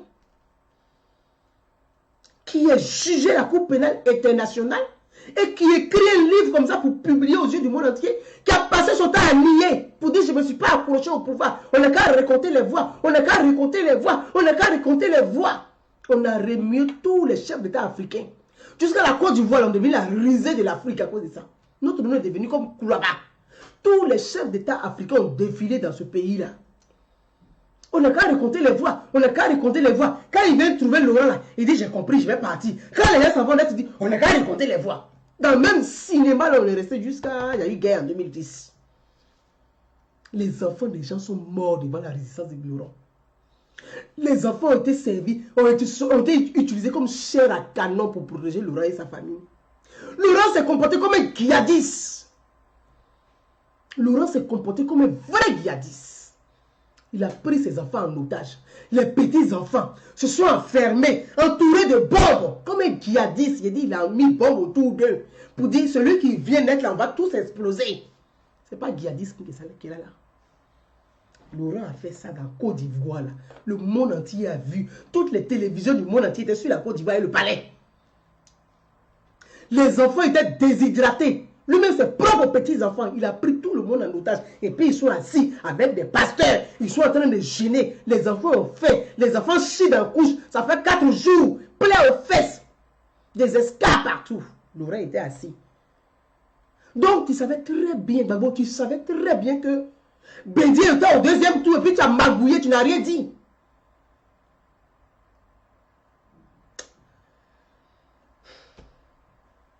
Franchement, il fallait se taire. Il fallait te taire.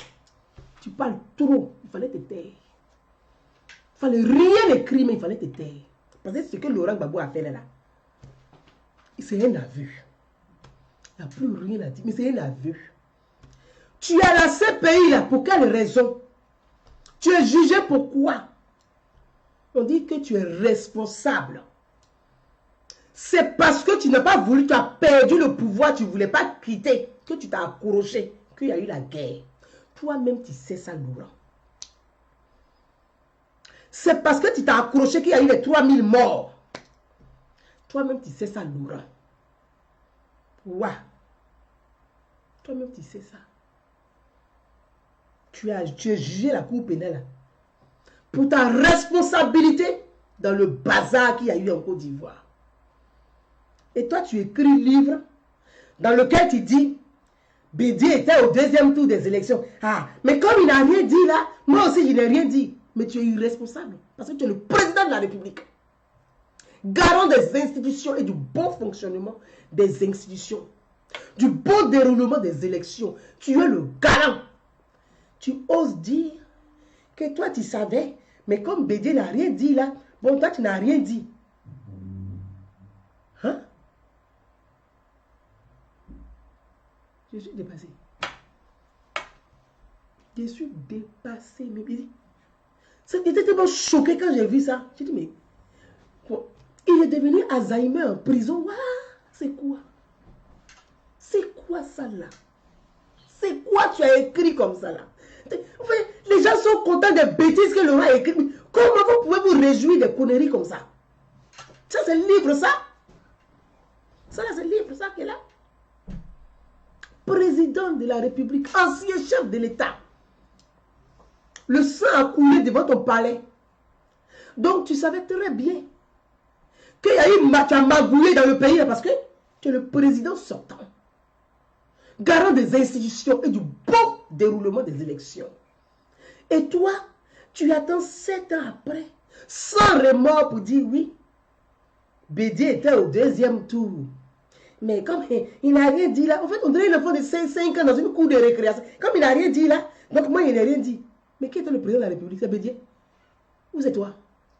Mais c'est ta responsabilité là qui est en jeu à ces pays. Donc toi-même là, c'est-à-dire, moi, mes amis, hein, Laurent là, vous ne le connaissez pas, moi il le connaît. Gbagbo a déjà avoué en huis clos. Gbagbo là, il a déjà tout avoué en huis clos. De la manière il a avoué au ministre Gambien. Il y a eu un ministre des Affaires étrangères Gambien qui est son ami qui est venu en Côte d'Ivoire. Mais comme Laurent a dit, il écrit livre, on va parler maintenant. Moi, il sait ça. Tout le monde, il y a des gens qui savent ça. Quand le ministre Gambien est arrivé, il a posé la question à Laurent. Il dit, Laurent, Gbagbo lui-même a dit, il dit, il n'est pas gagné. Mais il ne laisse pas, il ne donne pas à Ouattara. C'est ce qu'il a dit. Mais ce qu'il oublie, quand les gens venaient le voir, il avait des stylos caméra. Comme il est coupé du monde, il ne sait pas comment les choses fonctionnent. Les gens ont enregistré ça. Laurent a dit. Il dit, moi là, il dit, il n'est pas gagné, mais il ne donne pas à Ouattara. C'est ce qu'il a dit. Il dit, il ne donne pas à Ouattara, il ne laisse pas. Voilà comment il a dit. Dans sa tête, là, je ne sais pas s'il pense que en faisant Koucha à Bédié, Bédié allait voter pour lui. Waouh! Toi, tu fais Koucha à quelqu'un. Il a fait Koucha à Bédié. Tu es président sortant, puis tu fais des magouilles politiques électorales. Magouilles. C'est que c'est du trucage. De faux résultats, tu as pris et puis tu es content, tu dis que tu as gagné.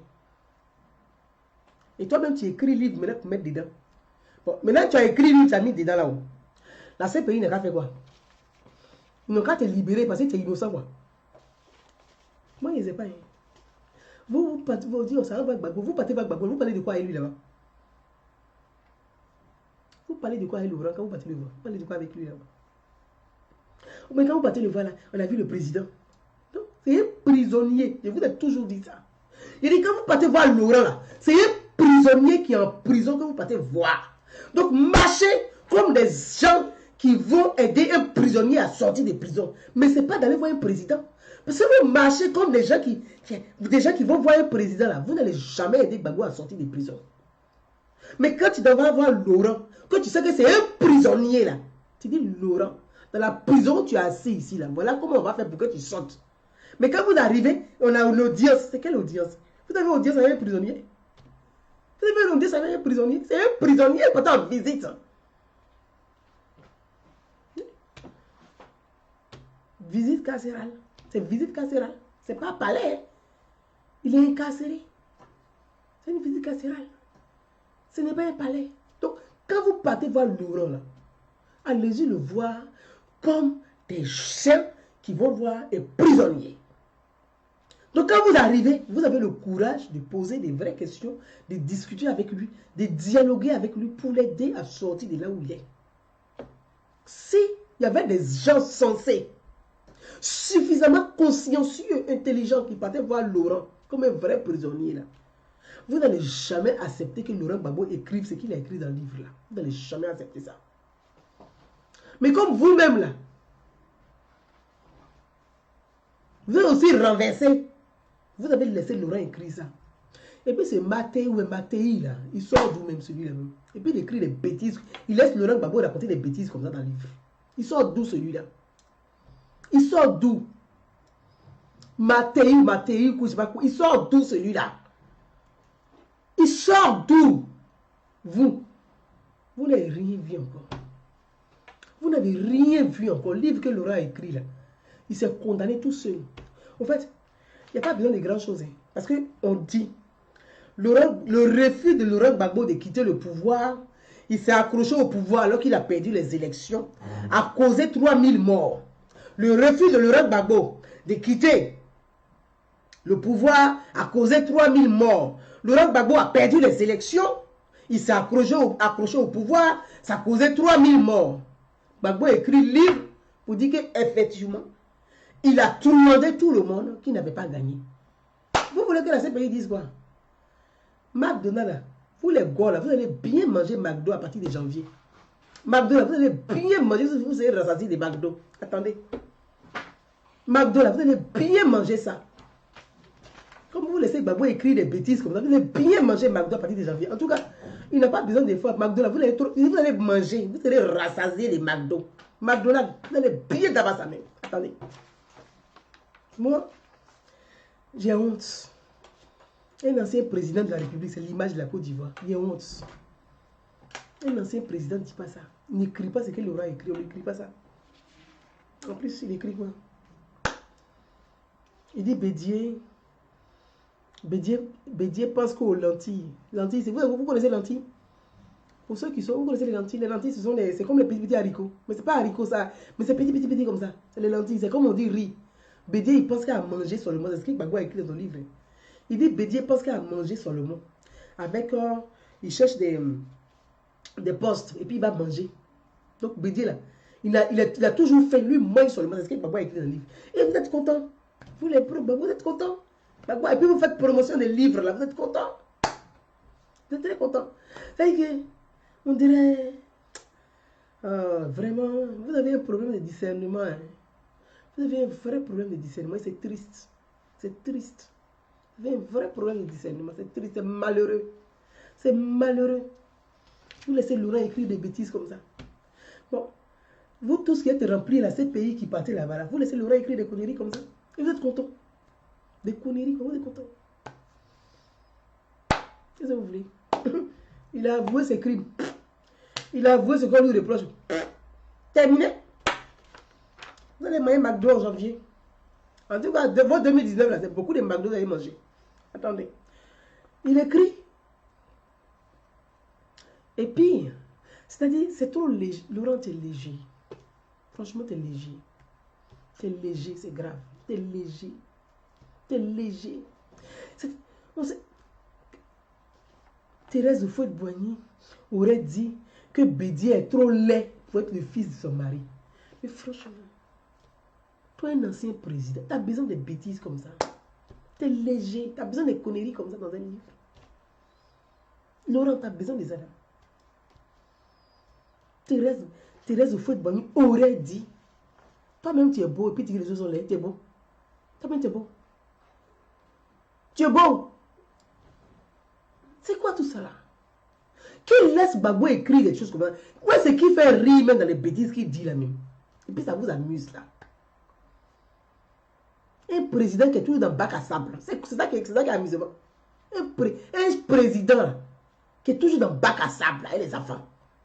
C'est ça qui est amusement. On dit qu'il est naturel. Mais non. Un président n'est pas naturel. Parce que le pouvoir est sacré. Le pouvoir c'est sacré. Si tu ne respectes pas le pouvoir te frappe. Parce que le pouvoir est sacré. Toi, tu détiens le pouvoir de tout un peuple. Et puis, tu es toujours dans les amusements des bidonvilles, dans les trucs, des bars, des rues princesses. Amusement. Aujourd'hui, tu es en prison. Parce que tu as joué avec le pouvoir. Le pouvoir est sacré. Tu as toujours joué avec le pouvoir. Tu n'as pas respecté le pouvoir. Tu n'as pas respecté le régalier. Regarde comment tu es devenu aujourd'hui. Dans un livre, tu dis que Thérèse Houphouët-Boigny aurait dit que Bédier est trop laid pour être le fils de son mari, de Houphouët-Boigny. Bon. Est-ce que ça, ce sont des sujets qui concernent la Côte des Ivoiriens. Que Bédié soit laid, qu'il soit beau, qu'il soit moche, qu'il soit court, qu'il soit grand. Qu'est-ce que les Ivoiriens ont à foutre de ça? Est-ce que de la prison où tu es là, c'est la laideur ou la beauté de Bédié qui va te libérer de prison? Laurent, t'es léger, hein? T'es trop léger. C'est des sujets comme ça là que tu vas traiter dans un livre. Un ancien président de la République. Bon, il faut écrire un livre pour demander pardon aux Ivoiriens. Ce serait beaucoup plus intelligent de ta part. Et ce serait beaucoup plus humain. Pour un socialiste, écris un livre pour demander pardon au peuple de Côte d'Ivoire. Ce serait intelligent de ta part. Parce que les gens ont cru en toi. Les gens ont espéré. On dit, oh, il incarne l'espoir. Mais ils n'ont eu que des désillusions, désespoir. Laurent, sur ton pouvoir, là, tu n'as pas créé de l'emploi pour la jeunesse de Côte d'Ivoire. Laurent, sur ton pouvoir, là, les jeunes ne sont même pas diplômés. Ils étaient livrés à un bordel de rue. Sur ton pouvoir. Les jeunes, là, ta jeunesse, là, elle n'est pas responsable. Ils ne sont pas des responsables de PME. Ils ne sont pas des entrepreneurs. Ils ne sont pas diplômés. La jeunesse a été vouée à l'échec sur ton pouvoir. Écris un livre pour demander pardon à la jeunesse de Côte d'Ivoire. Parce que tu l'as trahi. Elle a passé son temps à danser en léquet. Pendant que tu partageais les 4 millions chaque semaine à des farfelus, là, les jeunes étaient en léquet et ils mouraient sous des balles. Demande pardon à cette jeunesse, Laurent. Tu écris un livre pour dire que Bédié est laid. Qu'est-ce qu'on va foutre si Bédié soit laid ou pas? Ça, c'est un sujet de société, ça. Que Bédié soit beau, ça crée de l'emploi pour la jeunesse de Côte d'Ivoire que tu as embadonné. Et un peu de remords. Parce que tu es un ancien président. Pas de famille de victimes. Les enfants sont morts devant ta résidence. Pas de famille de victimes. Des enfants étaient chers à cadeau pour te sauver la vie. Toi et ton épouse. Enfin, ta première épouse ou ta deuxième, j'en sais rien. On ne sait plus qui est premier, qui est divorcé, qui est deuxième. On n'en sait rien avec toi. Tu t'en vas écrire un livre pour parler de la laideur de Bédié. Qu'est-ce qu'on va faire ça? Qu'est-ce qu'on va faire ça? Toi, tu es plus beau que Bédié. Tu cherches quoi? Tu cherches quoi? C'est quand tu vas dire que Thérèse a dit que Bédié est vilain, que Bédié va sa vengeance qu'il avait pour Thérèse, il va remonter ça. Bédié à 86 ans, il peut se battre avec quelqu'un.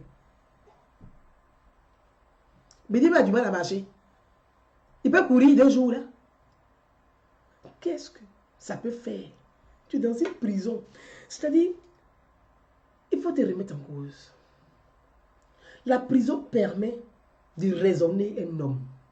La prison permet de faire grandir un homme. La prison permet. Tu sais, Mandela, quand il était en prison, là, la prison l'a rendu beaucoup plus intelligent et sage. Quand il est sorti de prison, son nom est resté dans l'histoire de l'humanité. Je ne dis pas que dans l'histoire de l'Afrique, mais de l'humanité.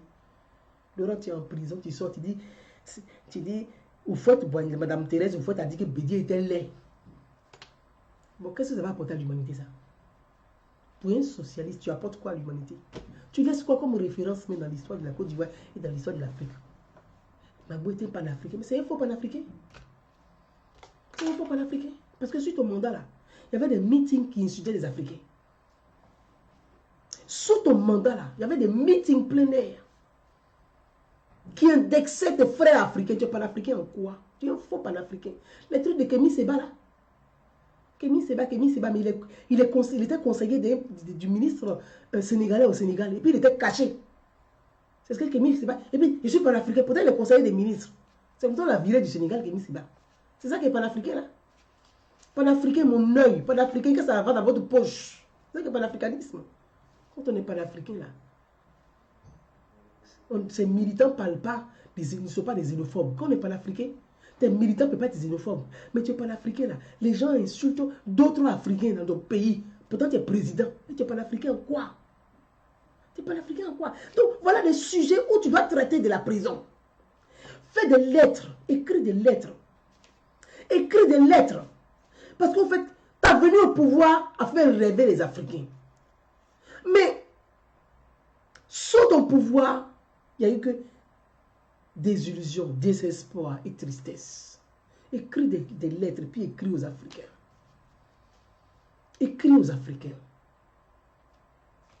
Voilà ce que l'Afrique a besoin. Que tu parles aux Africains, que tu écrives aux Africains. C'est ça l'Afrique a besoin. Qui sont vos conseillers en prison là-bas? Vous avez des avocats, vous faites quoi avec eux? Vous faites quoi avec eux? Vous ne raisonnez pas, vous ne réfléchissez pas, il n'y a pas de réflexion, il n'y a rien. Quels sont vos sujets que vous traitez? Vos visiteurs, vous parlez de quoi avec eux? De cul? Vous parlez de quoi avec vos visiteurs? C'est pas possible. Les amis, vraiment, je vais m'arrêter là. Je vais vraiment m'arrêter là. Parce que c'est beaucoup de tristesse. Je ne m'attendais pas à grand chose. Mais là, nous parler de la laideur de Bédié, c'est très bas. C'est très bas et c'est léger. C'est léger. Pour un ancien président, c'est léger. C'est léger. On me parle de Baboudi. Baboudi, je dis, on me dit Baboudi, je voulais sortir du CFA, c'est parce que je voulais sortir du CFA que on m'a attaqué. Mais c'est faux, Laurent. En plus, tu mens. Tu mens, Laurent. Tu mens. Tu mens. Tu ne peux pas mentir en prison en plus, c'est pas bien. Si on te sort les preuves là encore devant la CPI, tu vas faire comment? Tu vas dire, c'est pas toi. Ta campagne de 2010 là, Laurent a parlé du CFA. Attendez, je vais vous lire ce qu'il a écrit. Vous allez vérifier pour avoir des informations. Voilà ce que Laurent a dit. En 2010, sur le CFA.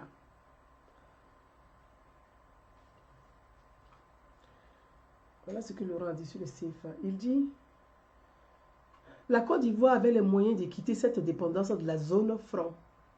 Même seul, il dit, je m'apprêtais, voilà ce qu'il dit dans son livre, je m'apprêtais à le faire, c'est pourquoi on a voulu m'empêcher de poursuivre ma route. Quelle route? Toi, tu voulais faire quoi? Toi, tu as fait parler avec Mamadou Koulibaly à cause de CFA. Mais toi, tu voulais faire quoi? Tu t'apprêtais à faire quoi? Tu t'apprêtais à rien faire? Prenez le livre de Laurent Gbagbo. Le livre qui est le titre Bâtir la paix sur la démocratie et la prospérité. C'est le livre de Laurent Gbagbo avant la campagne présidentielle de Côte d'Ivoire de 2010. C'est le livre avant la campagne présidentielle de 2010. Le livre, le titre c'est Bâtir la paix sur la démocratie et la prospérité. Page 198 du livre. Laurent Gbagbo disait ceci. Aujourd'hui, je lis ce qu'il a dit. Pendant la campagne présidentielle de 2010, donc, celui qui dit qu'il s'apprêtait à sortir du CFA là, Gbagbo, c'est un mystificateur. C'est-à-dire, il est en train de, je ne sais pas, son pygmée fétiche, pygmée là. Peut-être que la puissance du pygmée est en train de se gâter. Parce que lui, il se dévoile tout seul. Je suis en train de lire ce qu'il a. Prenez page 198 de son livre, en 2010. Il dit aujourd'hui, 8 pays dans la zone, dans la sous-région membre de l'UEMOA ont en commun la même monnaie. Le franc CFA. Grâce à cette expérience et malgré ses limites, leur économie savent résister au choc extérieur et intérieur. Fort de cette expérience, je soutiens que rien ne devrait être entrepris pour saboter la monnaie commune ou l'affaiblir. Laurent Gbagbo, en 2010. Je ne sais pas s'il est venu à Zaïre, mais posez-lui la question. Ce qu'il a écrit en 2010, là, il voulait sortir de quelle monnaie? Vous voyez, au fait, ça c'est la rhétorique des faux panafricains et des faux intellectuels africains. C'est la rhétorique. Quand ils savent qu'ils n'ont pas d'argument, qu'ils ont échoué, ils trouvent échappatoire pour dire, oui, je suis panafricain, c'est parce que j'aime trop l'Afrique qu'on m'a chassé. Mais c'est faux. C'est faux. C'est faux. Sur Laurent Gbagbo, les entreprises françaises se portaient merveilleusement bien. Le président même qui a donné plus de marché à la France, c'est Laurent Gbagbo. Donc c'est faux. C'est faux, Laurent. Il ne faut pas mentir. Là, tu es en train de mentir à visage, en plein air en plus. Il ne faut pas mentir là. Là, tu es en train de mentir là, Laurent. Et c'est très grave. Tu es en train de mentir. Tu es en prison et tu mens en prison. On va venir te mettre une vidéo, tu vas t'asseoir encore, tu vas regarder, tout le monde va avoir honte.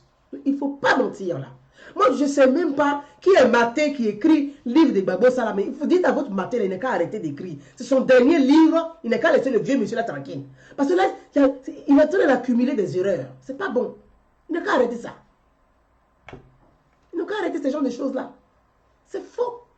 C'est faux. Tu t'apprêtes à sortir de quel CFA? Rien.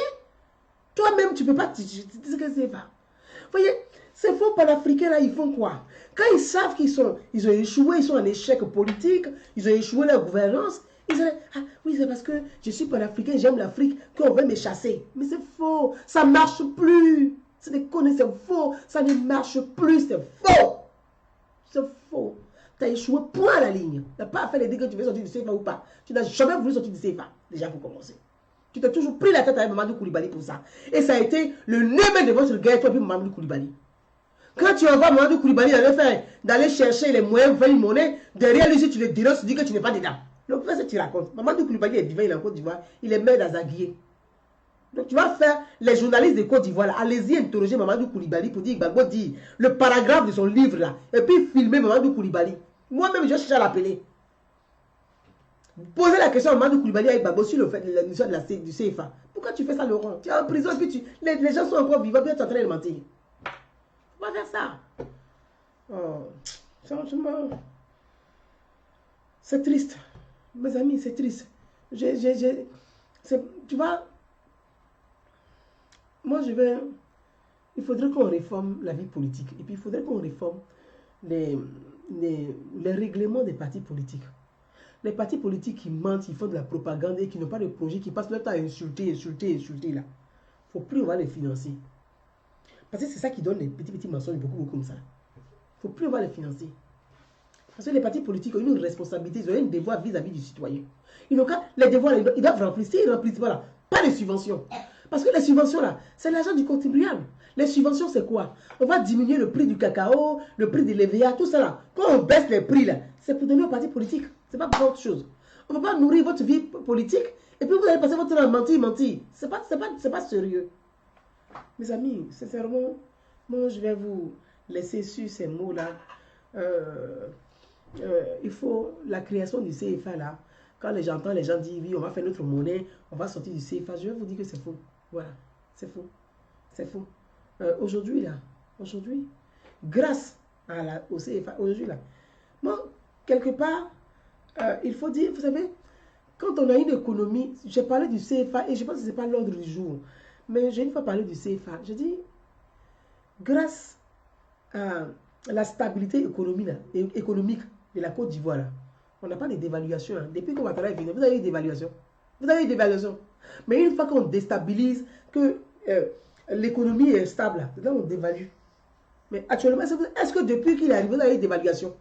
C'est parce qu'on a une stabilité économique. Et ça là, il faut remarquer, on communique.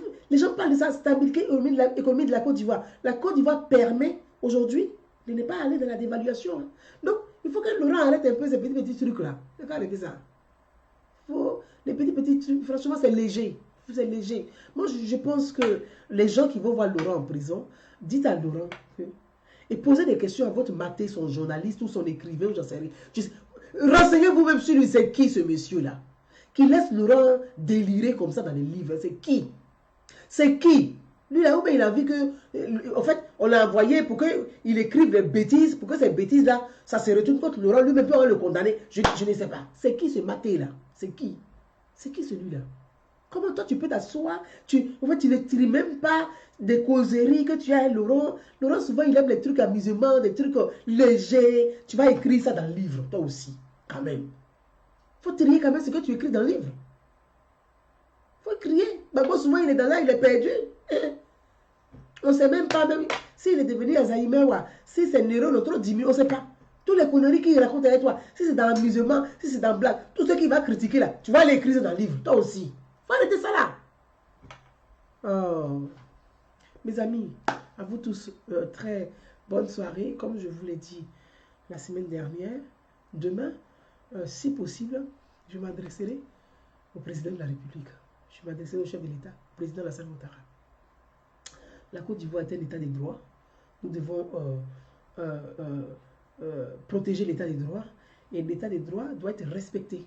Donc demain, je m'adresserai au chef de l'État, au président de la République. À vous tous, très belle soirée. Je vous dis à demain, si possible. Bon appétit pour ceux qui sont à table. Parce que moi, je ne vais pas tarder à passer à table dans quelques instants, parce que ma famille m'attend pour passer à table. Bonsoir à tous, à demain. Bye bye. Ciao.